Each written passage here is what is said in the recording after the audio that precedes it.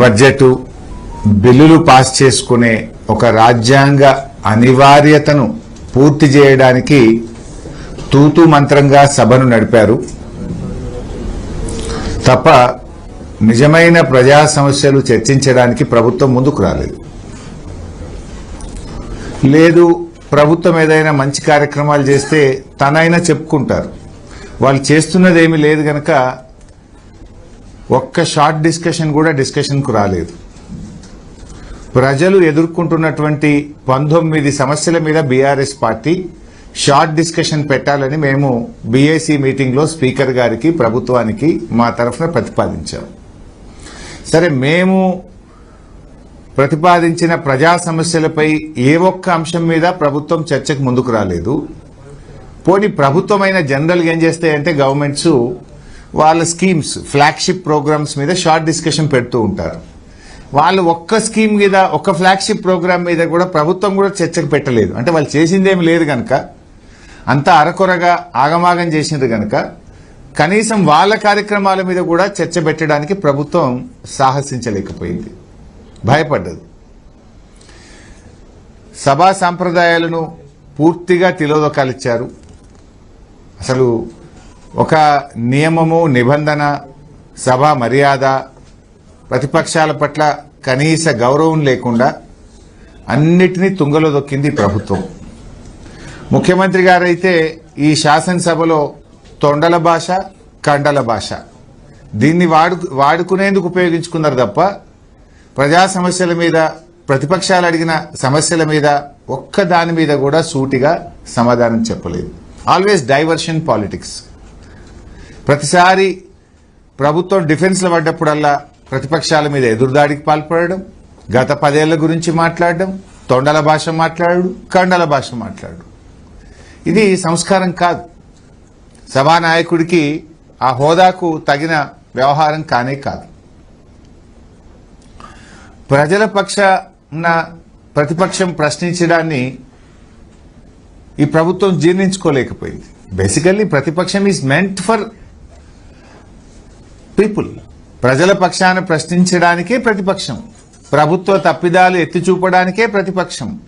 ప్రజలకిచ్చిన హామీలు అమలు జరగనప్పుడే ఆ హామీలు అమలు చేయండి అని ప్రశ్నించడానికే ప్రతిపక్షం.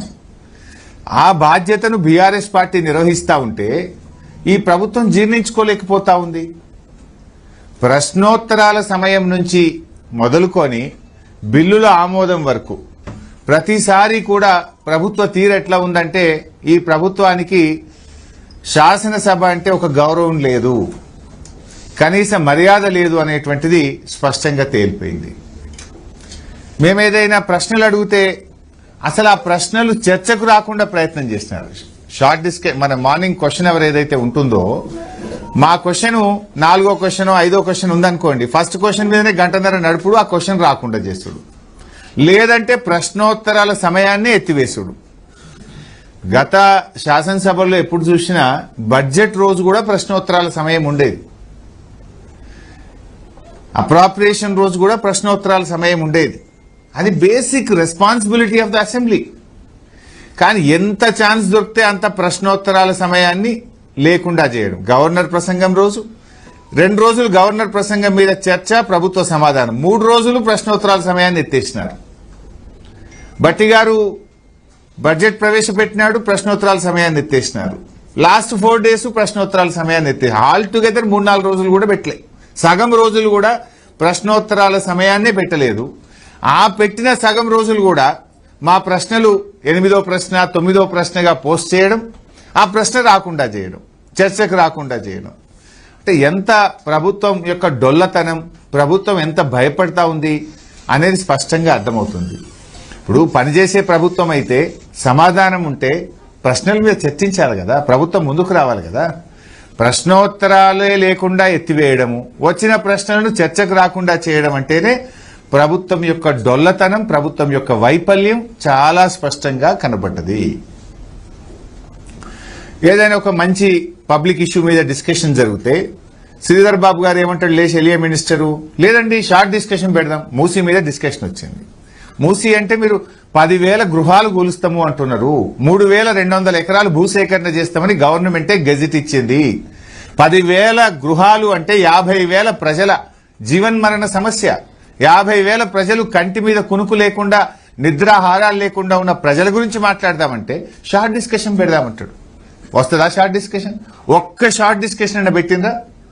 అంటే అప్పటి మందం దాటవేయడానికి షార్ట్ డిస్కషన్ పేరిట దాటవేయడం, పక్కదో పట్టించడం, పారిపోవడం, ఇది ప్రభుత్వ విధానం. ఇకపోతే ఏ ఒక్కదాని విషయంలో ప్రతిరోజు అసెంబ్లీ మీరు కూడా చూశారు, నేను అనేక సార్లు లేవనే, ఏ ఒక్క రోజైనా అసెంబ్లీ టైంకి స్టార్ట్ అయిందా? నేను బీఎస్సీలో కూడా చెప్పాను, 10ంటికి ఏందండి అసెంబ్లీ, 8:30కి పెట్టండి, పొద్దున్నే 8:30కి అసెంబ్లీ సమావేశపరచండి, ఓ గంటన్నర సమయం కలిసి వస్తుంది అంటే అసెంబ్లీ 8:30కి పెట్టడానికి ప్రభుత్వం ముందుకు రాదు, 10ంటికి పెడతారు. పోనీ 10ంటికన్నా అసెంబ్లీ స్టార్ట్ అయిందా? ఏ రోజు కూడా 10 అంటే 10ంటికి స్టార్ట్ కాలే, 10:05, 10:06, 10:10. అసలు సమయ పాలన లేదు, సభ అంటే మర్యాద లేదు, గౌరవం లేదు. ఇదేదో గాంధీ భవన్ లాగా మార్చేసింది శాసనసభను.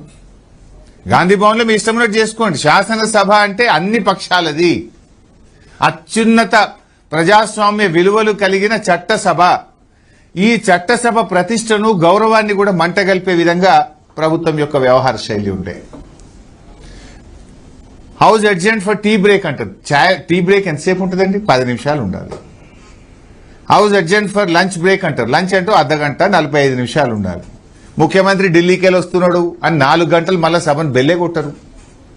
లేదు ఫైనాన్స్ మినిస్టర్ ప్రిపేర్ అయ్యి వస్తారా? అసెంబ్లీలో కూర్చొని ప్రిపేర్ అవుతారా? ఫైనాన్స్ మినిస్టర్ ప్రిపేర్ అవుతుండని టీ బ్రేక్ అంటారు, 3 గంటల దాకా మళ్ళీ బెల్లే కొట్టరు. ఇది the way of running the house. ఓ రోజు ముఖ్యమంత్రి కేరళ పోతాడు, కేరళకి వెళ్ళి రావాలని ఆపుతారు. ఓ రోజు ఢిల్లీకి వెళ్ళి రావాలని ఆపుతారు. ఒక రోజు ఫైనాన్స్ మినిస్టర్ ప్రిపేర్ కాలేదని ఆపుతారు. ఓ రోజు పెండ్లుందని పోతారు. ఇదా పద్ధతి? అంటే అసలు కనీసము ఎక్కడ కూడా ఒక సమన్వయం లేదు. ప్రభుత్వం ప్రతిపక్షాన్ని సమన్వయం చేసుకొని ప్రతిపక్ష సభ్యులకు ఇన్ఫర్మేషన్ కూడా లేదు. ఒకరోజు నేను బడ్జెట్ మీద మాట్లాడాలి, టీ బ్రేక్ ఇచ్చారు. 12 o'clock టీ బ్రేక్ అన్నారు. ఇంకా 12:15కో 12:30కి స్టార్ట్ అయిద్దని అసెంబ్లీలో కూర్చుంటే 3:30కి బెల్లు కొట్టిండ్రు. అంటే 3:30 గంటలు ఎప్పుడు బెల్లు కొడతారని అన్నం తినకుండా కూర్చోవాలి. అంటే ఎంత సభ మర్యాదలను పూర్తిగా కాలరాసిండ్రు. There is no coordination at all. అంటే కావాలని లేట్ నైట్లు సభ నడిపితే సభ్యులు వెళ్ళిపోతారు, అటెన్షన్ డైవర్షన్ అవుతుంది, ఫోకస్ షిఫ్ట్ అవుతుంది అనేటువంటి ధోరణి. జనరల్ గా శాసనసభ జరిగేటప్పుడు ప్రభుత్వ కార్యకలాపాలు పెట్టుకోరు. వీళ్ళు హౌస్ అడ్జెంట్ చేసి ఒక చెక్ ఇచ్చేది ఉందని చెక్ ఇవ్వడానికి 3:30 గంటలు అసెంబ్లీ వాయిదా వేసిండ్రు. ఒకరోజు ఎలక్ట్రిసిటీ చెక్ ఇవ్వాలని. Is it away? అసలు సభ జరిగేటప్పుడే పెట్టుకోవద్దు. అత్యవసరమైతే పెట్టుకుంటే కూడా 5 నిమిషాలు 10 నిమిషాలు టీ బ్రేక్ లో 10 నిమిషాలు పూర్తి చేసుకొని రావాలి. 3-3:30 గంటలు చెక్ ఇచ్చే పేరిట సభను వాయిదా వేసి విలువైనటువంటి సమయాన్ని వృధా చేసినారు. ప్రజా సమస్యలు చర్చకు రాకుండా సభను వాయిదా వేసుకొని గంటల తరబడి ఇవాళ సభా సమయాన్ని ఈ ప్రభుత్వం వృధా చేసింది.